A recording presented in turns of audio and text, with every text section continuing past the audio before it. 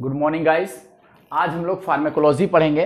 Pharmacology में सबसे पहले आज हम लोग मतलब pharmacology of drug acting on CNS, उसके बाद पीएनएस पर कौन सी ड्रग्स एक्टिंग करती हैं। तो बेसिक कॉन्सेप्ट हम सबसे पहले पढ़ेंगे कि नर्वस सिस्टम होता क्या है।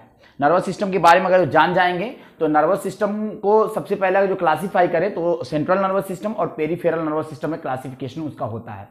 और सेंट्रल नर्वस सिस्टम को ब्रेन और स्पाइनल कॉर्ड में क्लासिफाई किया गया है, और जो पेरिफेरल नर्वस सिस्टम है उसका तीन पार्ट है।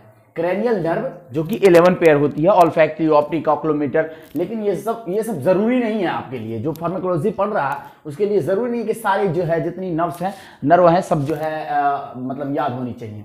तो स्पाइनल नर्व 31 पेयर होती है।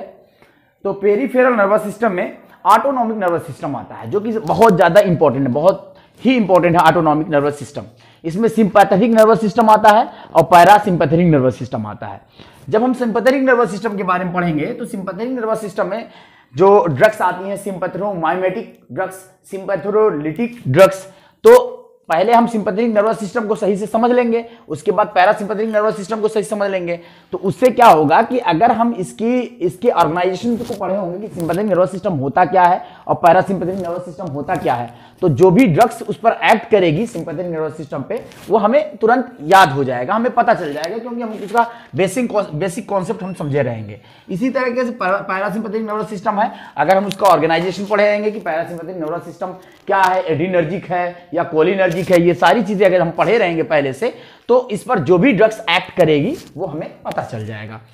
तो आज हम लोग बेसिक कॉन्सेप्ट पढ़ेंगे नर्वस सिस्टम का। तो ये चीज हमने सेंट्रल नर्वस सिस्टम पढ़ लिया, पेरिफेरल नर्वस सिस्टम देख लिया, और इंपॉर्टेंट है सिनैप्स। सिनैप्स अगर हम नहीं जानते हैं तो हम कंडक्शन नहीं जान पाएंगे। यानी अगर हमें नर्वस सिस्टम पर जितनी भी एक्टिंग ड्रग्स हैं उसकी मैकेनिज्म को पढ़ना हो तो हमें सिनैप्स को समझना जरूरी होता है।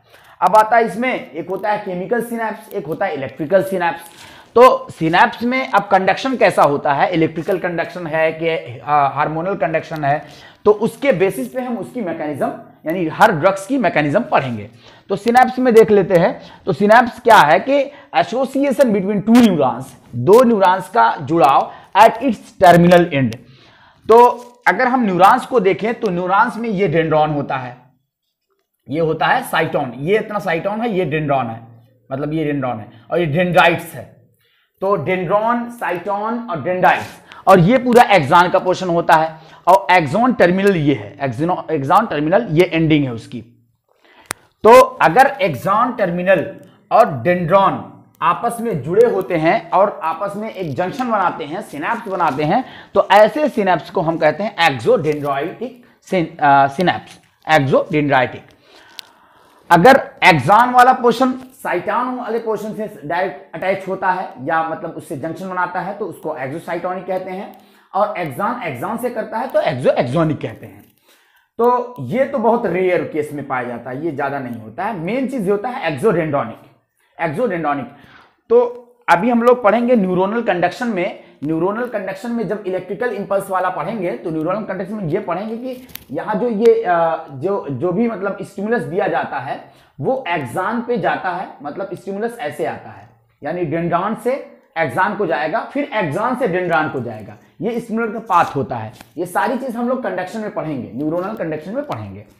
तो तीन चीज हमने सिनैप्स पढ़ लिया, तीन सिनैप्स होते हैं। अब हम देख लेते हैं कि हमारा पढ़ने का क्या मतलब क्या वो रहेगा, पैटर्न हमारा क्या रहेगा, उस पैटर्न को समझ लेते हैं ताकि अगले लेक्चर में हमें पढ़ने आसानी हो। आज तो बस इंट्रोडक्टरी क्लास है तो हल्का फुल्का देख लेते हैं। न्यूरोनल का सबसे पहले हम लोग पढ़ेंगे न्यूरोनल कंडक्शन।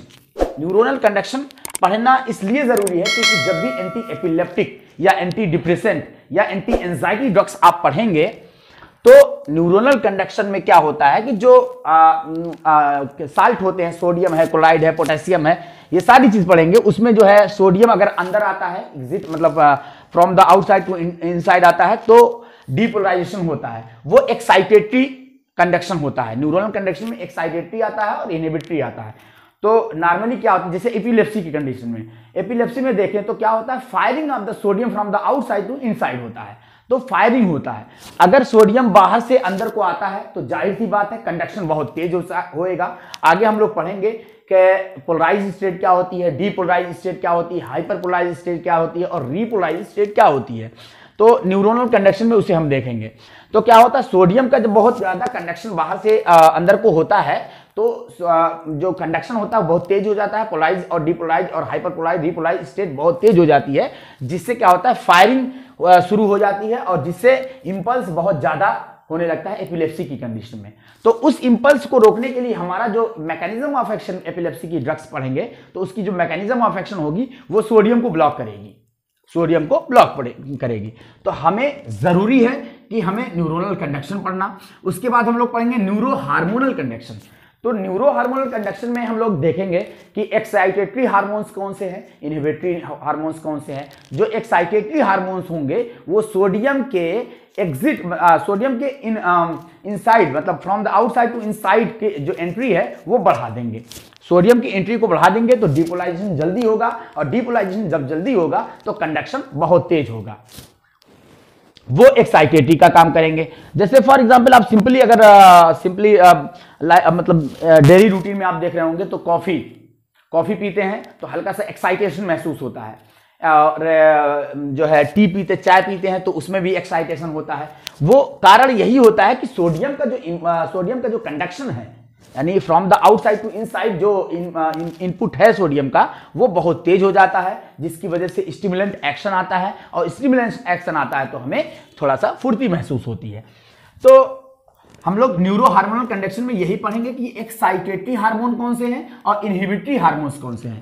एक्साइटेटरी हार्मोन्स जैसे ग्लूटामिक एसिड, उसका साल्ट होता है ग्लूटामेट, और इनहिबिटरी में ग्लाइसिन है, सीरोटोनिन है, डोपामिन है, एसिटाइलकोलिन है, ये सारे हैं। और एक्साइटेटरी में एक हार्मोन बहुत ज्यादा इंपॉर्टेंट है, एड्रिनलिन, जो कि आप लोग हम लोग पढ़ेंगे सिंपैथेटोमिमेटिक हार्मोन्स जब पढ़ेंगे, सिंपैथेटोमिमेटिक ड्रग्स पढ़ेंगे तो वो एड्रिनलिन, जितनी भी ड्रग्स होंगी सिंपैथेटोमिमेटिक, वो सब एड्रिनलिन पर एक्शन कर मतलब एड्रिनलिन को सिक्रीट आउट करवाएंगे, और एड्रिनलिन क्या करवाएगा, न्यूरो हार्मोनल कंडक्शन करवाएगा और एक्साइटेशन इफेक्ट देगा। अब आ जाते हैं, उसके बाद जब हम लोग ये पढ़ चुके होंगे उसके बाद हम लोग पढ़ेंगे सिंपैथेटिक नर्वस सिस्टम।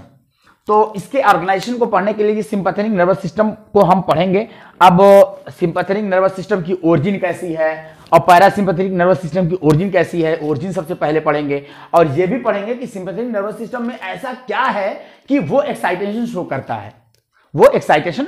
है, और पैरासिम्पैथेटिक नर्वस सिस्टम में ऐसा क्या है कि वो थोड़ा सा सिडेशन शो करता है, यानी एक्साइटेशन जो भी मतलब ज्यादा हो जाता है उसको नॉर्मल करता है। पैरासिम्पैथेटिक नर्वस सिस्टम में ऐसा क्या है, तो सिंपैथेटिक हम लोग आगे चल के पढ़ेंगे। सिंपैथेटिक नर्वस सिस्टम जो होता है वो एड्रिनलिन सीक्रेट करता है, यानी इसे हम एड्रिनर्जिक नर्वस सिस्टम भी कहते हैं, एड्रिनर्जिक नर्वस सिस्टम।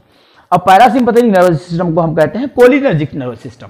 ये सारी चीजें हम पढ़ेंगे, क्योंकि जब हम पूरा बेसिक पढ़ लेंगे तो जितनी भी ड्रग्स हैं उसे हमें रटना नहीं पड़ेगा, कि उसकी मैकेनिज्म हमें रटना, अलग अलग हमें मैकेनिज्म नहीं रटना पड़ेगा।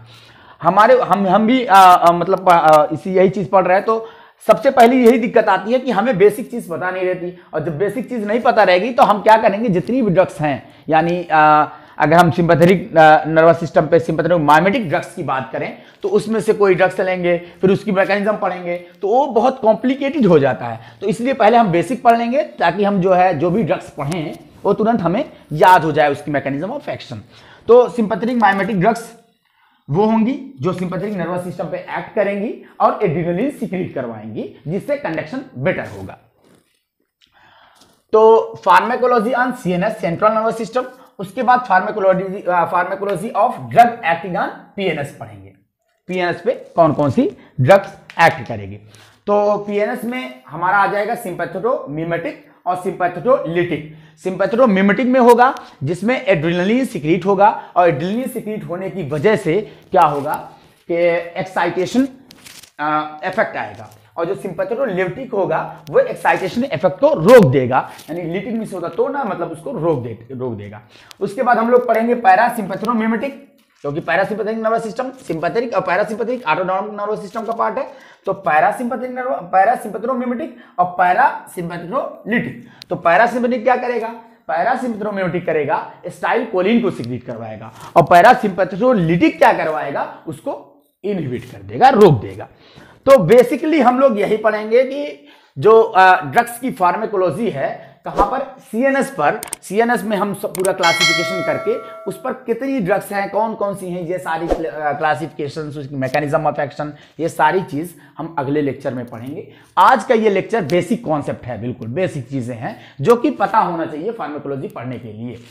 तो थैंक्स फॉर वॉचिंग। अगर वीडियो अच्छी लगे तो लाइक शेयर सब्सक्राइब जरूर करें।